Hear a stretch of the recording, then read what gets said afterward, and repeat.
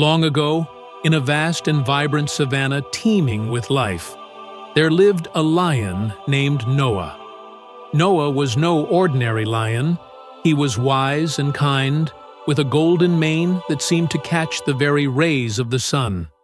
Among the animals, he was known as a leader of fairness and devotion to God, the creator of all things.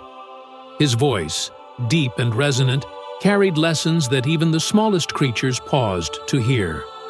One tranquil afternoon, as Noah rested beneath the shade of an ancient baobab tree, a powerful voice called out to him from the heavens. "Noah, my faithful servant," said God, "the earth has grown corrupt. The creatures have turned away from my ways, and the harmony I created has been shattered. I will send a great flood to cleanse the earth, but I will preserve you, your family, and pairs of every kind of animal. Build an ark to carry them to safety." The task was daunting, but Noah's faith was unshakable. He gathered his lioness family, strong and equally devoted, and shared God's command. They set to work immediately, shaping and constructing a massive ark from the strongest trees in the savanna. Their claws carved the wood with precision, and their determination was as fierce as the storms yet to come. The other animals were puzzled. What was Noah doing, hammering and building such an odd structure in the middle of the dry grasslands?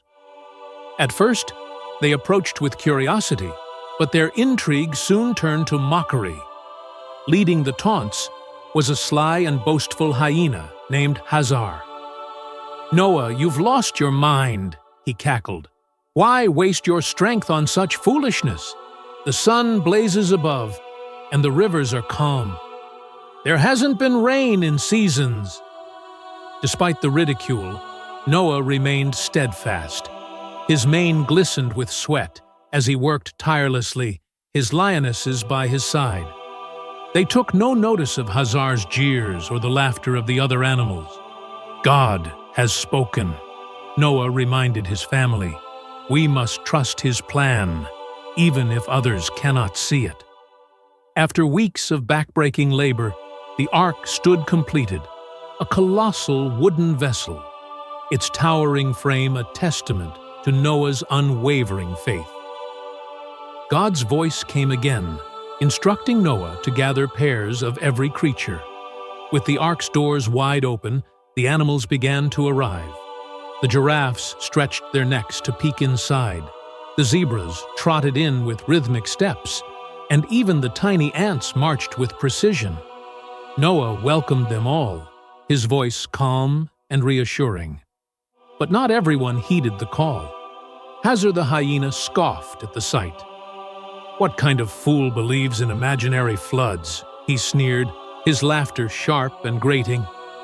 Many animals followed Hazar, convinced that Noah's warnings were nothing more than the ramblings of an overly pious lion.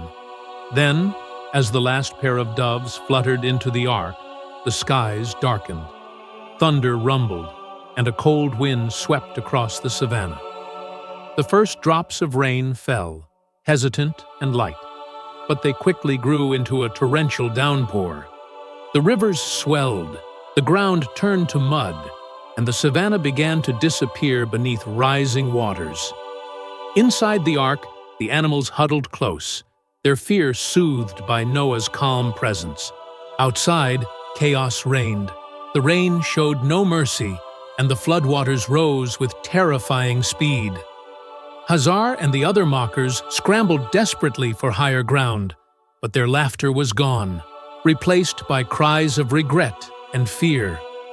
The ark, sealed by God's command, floated safely above the turmoil, carrying its precious cargo.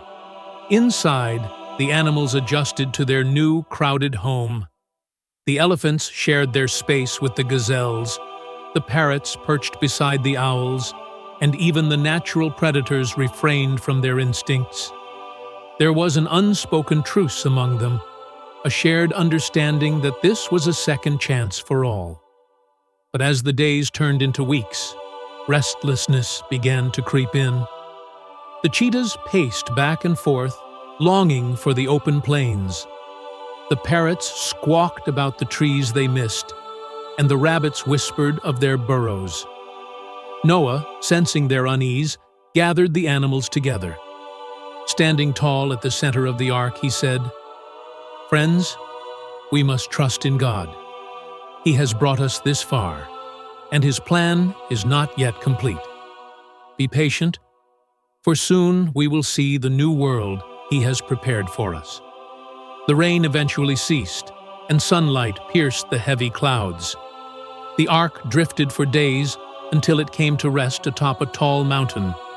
Noah, eager to know if the floodwaters had receded, sent out a raven to search for dry land. The raven returned, circling above the ark but bringing no sign of hope. Undeterred, Noah later sent out a dove, and it returned with an olive leaf in its beak. A cheer erupted among the animals, their spirits lifting at the promise of renewal. Finally, the day arrived. The ark's doors creaked open, and the animals stepped out onto fresh, green earth.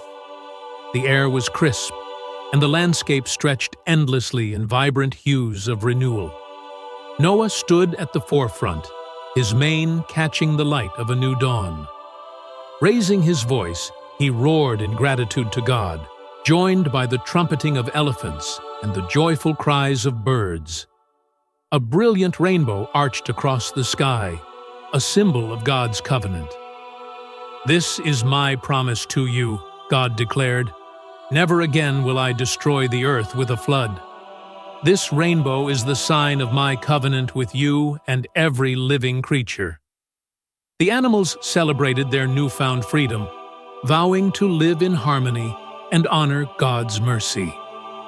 Noah's courage and obedience became a legend, a story passed down through generations. As for Hazar and the others who ignored God's warnings, their fate served as a cautionary tale, a reminder of the cost of arrogance and disbelief. Moral of the story: faith in God's guidance and obedience to His will lead to safety and renewal. Arrogance and ignoring wisdom bring regret. Trusting God's plan ensures hope, even in the midst of uncertainty.